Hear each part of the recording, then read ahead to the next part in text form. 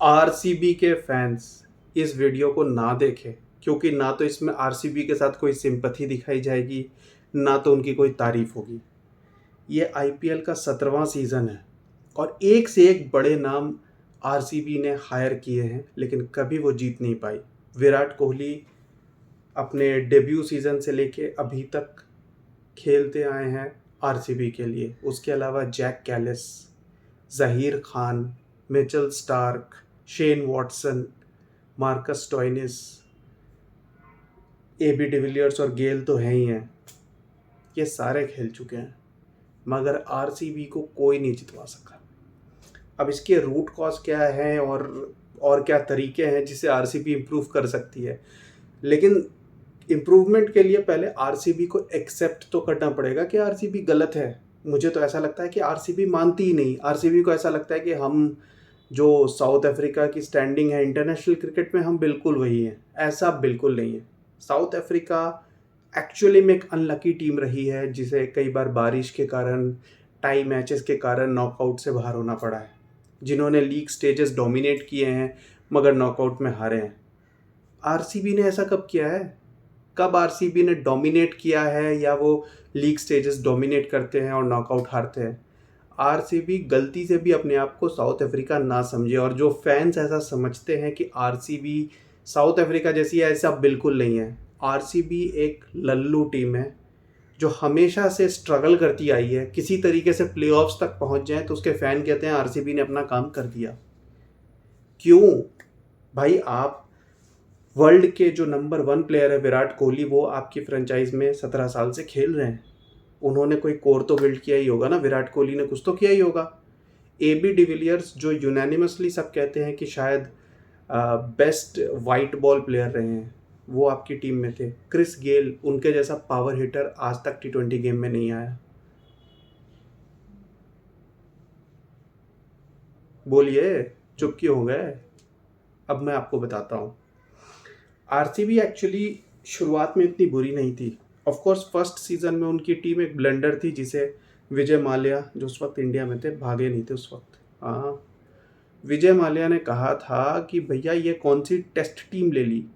RCB के पहले season में राहुल द्रविड़, शिव नारायण चंद्रपॉल, जैक कैलिस, ऐसे बड़े सारे प्लेयर्स थे। जो सुनील जोशी, अनिल कुंबले बॉलर्स थे जो रिटायर्ड थे या रिटायरमेंट के वर्ज पे थे। कोई ऐसी टी20 गेम खेलने की उनकी कैपेबिलिटी भी नहीं थी। प्रवीण कुमार जो बॉलर थे, उनसे ओपन कराया था आरसीबी ने अपने पहले सीज़न में। ये सिचुएशन थी। उस सीज़न में आरसीबी 7th हुई थी 8 टीमों में। वो पहला सीज़न था। अगले सीज़न में आरसीबी फाइनल में गई। काफ़ी चेंजेस किए थे टीम में। कुछ पावर हिटर्स जैसे कैमरन वाइट, जो कि टी20 के स्पेशलिस्ट थे उस टाइम पे, उन सबको हायर किया गया था। और उस सीज़न में अनफॉर्चुनेटली फाइनल में वो हार गए थे डेक्कन चार्जर्स से। उसके अगले सीज़न में वो क्वालिफायर्स में गए और फिर 2011 में वो फाइनल्स तक गए। तो वो उनका गोल्डन पीरियड आप कह सकते हैं कि 3 सीज़न में वो 2 फाइनल खेले थे। आरसीबी 3 बार फाइनल्स में जा चुकी है, which is actually much better than teams like से दिल्ली और पंजाब। दिल्ली और पंजाब भी पहले सीज़न से हैं और वो भी ट्रॉफी नहीं जीते हैं। दिल्ली और पंजाब बस एक एक बार फाइनल में गए हैं। आरसीबी कंपैरेटिवली उन दोनों से ज़्यादा बार फाइनल्स में गई है। वो 3 बार फाइनल खेल चुकी है, तीसरी बार 2016 में। मगर प्रॉब्लम यह है कि बाकी टीम्स स्टेबल नहीं रही हैं। दिल्ली कैपिटल्स अब ऋषभ पंत के आने के बाद पिछले 2-3 साल से कंसिस्टेंट टीम को लेके खेल रही है। वरना दिल्ली की टीम में काफ़ी चॉप्स एंड चेंजेस होते रहे हैं। कोई एक स्टेबल आइकन प्लेयर उनका रहा नहीं है। सहवाग थे उस टाइम पे। दिल्ली की टीम क्वालिफायर्स तक गई है 2-4 बार पहले 3-4 सीज़न में। मगर सहवाग जब से उनकी टीम से गए, दिल्ली बुरी तरह स्ट्रगल की। उनका कोई कोर प्लेयर नहीं था, कोई ऐसा प्लेयर नहीं था जो कंसिस्टेंटली उनकी टीम में खेले। इनफैक्ट पहले 2-3 सीज़न में दिल्ली कैपिटल्स में एबी डिविलियर्स भी थे, गौतम गंभीर भी थे, शिखर धवन भी थे। अनफॉर्चुनेट थी कि दिल्ली उस टाइम पे कोई ट्रॉफी नहीं जीत पाई। मगर आरसीबी वैसी टीम नहीं रही है। आरसीबी ने काफ़ी खर्चे किए हैं। आरसीबी ने महंगी टीम्स बनाई हैं, बड़े बड़े प्लेयर्स को खरीदा है, तो आरसीबी को इनसे कंपेयर नहीं कर सकते। सेम भी गोज विथ पंजाब। पंजाब भी दिल्ली के जैसे ही कभी किसी स्टेबल प्लेयर को लेकर के नहीं चली, उनके हर साल नई तरीके की टीम्स बनती आई हैं। आरसीबी सबसे पहले एक्सेप्ट नहीं करती कि उनकी प्रॉब्लम क्या है। पहले स्टार्टिंग के सीज़न में जब वो 2-3 बार फाइनल्स तक गए थे, तब तक उनकी बॉलिंग्स पे अच्छी थी। उनकी टीम में ऑलराउंडर्स थे, जैक कैलिस थे उनकी टीम में, जो ओपनिंग बैटिंग भी करते थे, ऑरेंज कैप के कंटेंडर भी होते थे और साथ में बॉलिंग भी करते थे। उनकी टीम में जहीर खान थे, एक दो बॉलर जैसे विनय कुमार, सिद्धार्थ त्रिवेदी, जो आईपीएल में अच्छी बॉलिंग करते थे, 2-3 अच्छे डोमेस्टिक बॉलर्स भी थे। उसके बाद से 2011 में जो पहला मेगा ऑक्शन हुआ, उसमें आरसीबी ने क्रिस गेल और एबी डिविलियर्स को ख़रीदा, क्योंकि उनकी टीम में एक तरीके से टॉप ऑर्डर में पावर हिटर्स नहीं थे। ये एक कवर अप था, क्योंकि वो पहले 3 सीज़न में मे बी ये एक रीज़न उन्होंने आइडेंटिफाई किया था कि उन्हें टॉप ऑर्डर में कुछ हिटर्स चाहिए। और AB de Villiers kind of middle overs और फिनिशिंग जॉब करते थे। विराट कोहली भी 2011 तक एक एस्टैब्लिश टीम बन चुके थे, तो ये एक टीम बन गई। 2011 में ये फाइनल में गए, मगर उसके बाद से इनका एक स्ट्रगल पीरियड शुरू हुआ 2012 से 2015 तक। इस 4 साल में आरसीबी ने कोई ऐसी मेजर अचीवमेंट नहीं की जिसकी वजह से ऐसा लगे कि हाँ, ये सही टीम बनाकर खेल रहे हैं। ये बॉटम 3 बॉटम 2 में आते थे। उसका रीज़न ये आइडेंटिफाई था कि 2012 ऑनवर्ड्स इनकी बॉलिंग बहुत ही वीक थी। 2012, 13, 14, 15 तक ये बैटिंग वाइज तो सही जा रहे थे, जहाँ गेल, कोहली, डिविलियर्स, कई बार पार्थिव पटेल, दिनेश कार्तिक डोमेस्टिक के अच्छे प्लेयर्स, और मिला जुला कर मयंक अग्रवाल, केदार जाधव, केएल राहुल भी खेले हैं।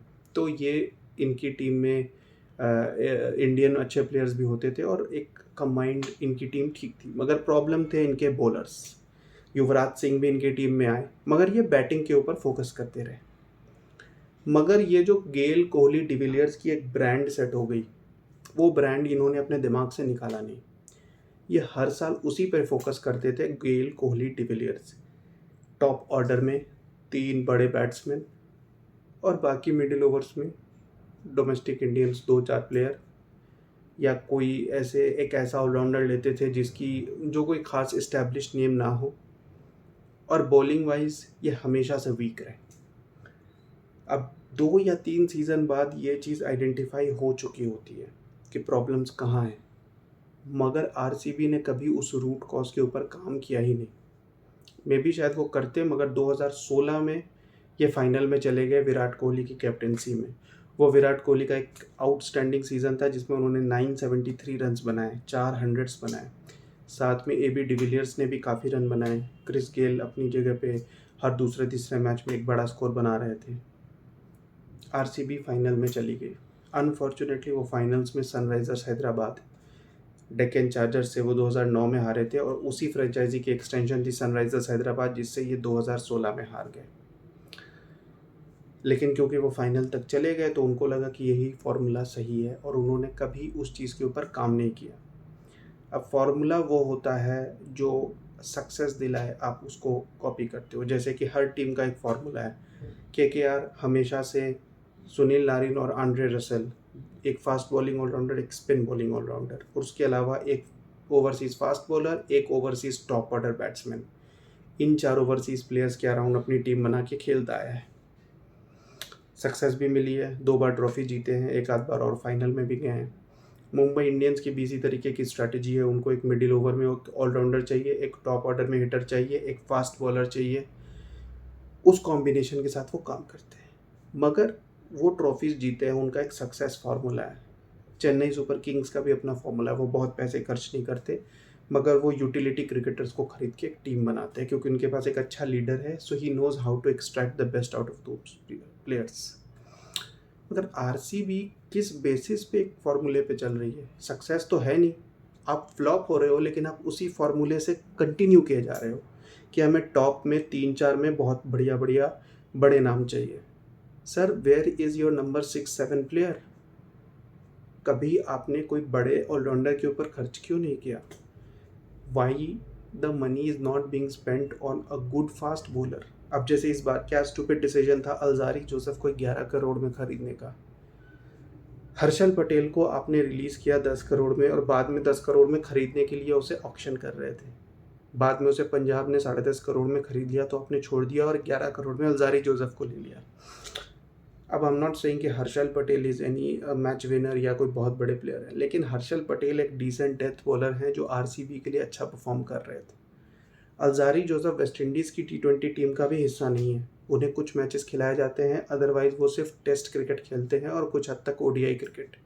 टी20 का डेब्यू भी उनका पिछले साल ही हुआ है, लेकिन उसके ऊपर इन्होंने 11 करोड़ खर्च कर दिए और जो अच्छे फास्ट बॉलर्स हैं उनके ऊपर इन्होंने कुछ खर्च नहीं किया। युजवेंद्र चहल जो इनके इकलौते अच्छे स्पिनर्स थे, जो चिन्ना स्वामी में मैक्सिमम क्रिकेट खेले हैं अपनी और वहाँ पर भी उन्होंने एक डिसेंट इकोनॉमी के साथ इतने विकेट्स लिए हैं, उसको आरसीबी ने रिलीज़ कर दिया। क्यों?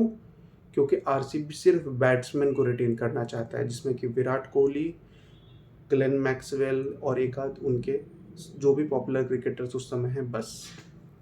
और कहीं ना कहीं विराट कोहली जो इस टीम के कैप्टन रहे हैं ऑलमोस्ट 9 सीज़न, उनका भी हाथ है। उन्होंने इंडियन टीम में भी यही चॉप एंड चेंज की पॉलिसी अपनाई और कोई ट्रॉफी नहीं जीत पाए, और सेम पॉलिसी उन्होंने आरसीबी में अपनाई और कोई ट्रॉफी नहीं जीत पाए।